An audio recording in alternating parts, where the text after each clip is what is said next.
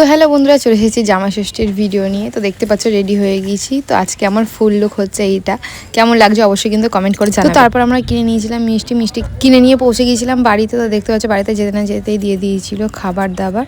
আর আমাদের ডালা দেওয়া নেই, ওই জন্য ডালা দেয়নি। আর সকালে টিফিনে দিয়েছিল লুচি, ছোলার ডাল, ফল, মিষ্টি, আর সাথে দিয়েছিল মাজা। তো ওটা দিয়েই আমরা সকালের ব্রেকফাস্টটা কমপ্লিট করেছিলাম।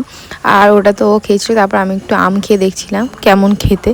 তো আমটা খেতে মোটামুটি ভালোই ছিল, মানে মিষ্টি মিষ্টি ছিল। আমার তো খুব ভালো লাগে পাকা আম খেতে।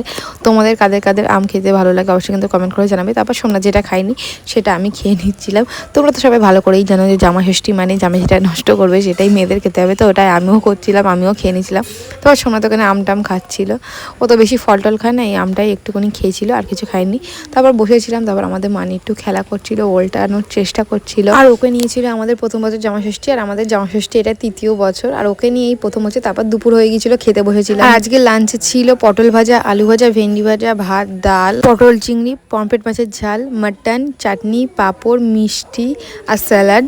তো এটাই ছিল মেনুতে। তোমাদের কী কী ছিল অবশ্যই কিন্তু কমেন্ট করে জানাবে। তো এখানে সোমনাথ খাওয়া স্টার্ট করে দিয়েছিল। তো এখানে আলু ভাজা দিয়ে খাচ্ছিল। তারপর দেখো কী হয়, তারপরে দেখো সব কিছু আমার পাতে তুলে দিচ্ছে। ও এগুলো খায় না, ওই জন্যই আমার পাতে তুলে দিচ্ছে। আর ভিডিওর আগেতেও বললাম সব হোক খাবে না, আর আমার পাতে তুলে দেবে। তারপর একটু বসেছিলাম। আর সময় একটু মানিকে নিয়ে খেলা করছিল। তারপর ঘুমিয়ে নিয়েছিলাম। তারপর উঠেছিলাম সন্ধ্যেবেলা, আর ও একটু ফোন দেখছে।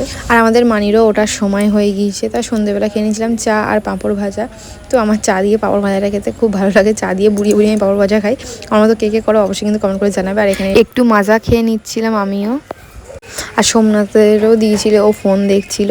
তারপর করেছিল রাত্রেবেলার চিকেন, সেটা একটু কষা তুলে দিয়েছিল। ওটা আমি আর সোমনাথ খাচ্ছিলাম। আমার দেখতে পাচ্ছ গরমে হাত দিতে পারছিলাম না, তো এইটুকুনিই খাচ্ছিলাম। তো তারপর বসে পড়েছিলাম রাতে ডিনার করতে। আর ওখানে দেখতে পাচ্ছ পাশে গোপাল ভাট চলছে। আর এখানে আজকে ডিনারে ছিল হচ্ছে কি তোমার পরোটা, মাটন আর চিকেন কষা, আর স্যালাডটা ছিল। আর পরোটাগুলো খুব গরম ছিল, ওই জন্য একটু ফু দিয়ে খাচ্ছিলাম। আমার বড় বলছে তুমি ভিডিও করছো বলে, তারপর ও আবার খাওয়া স্টার্ট করলো। ও আবার গোপাল ভাট ছাড়া খেতে পারে না। তোমরা কে কে আছো এরকম অবশ্যই কিন্তু কমেন্ট করে জানাবে।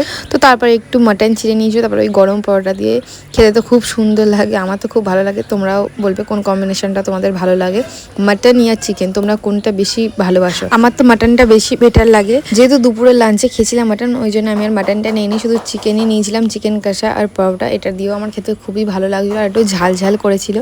তো আমার তো খুবই ভালো লাগছে। যেহেতু এটা খেয়ে আমি বাড়ি যাবো, ওই জন্য আরও তাড়াতাড়ি আমরা খেতে বসে পড়েছিলাম।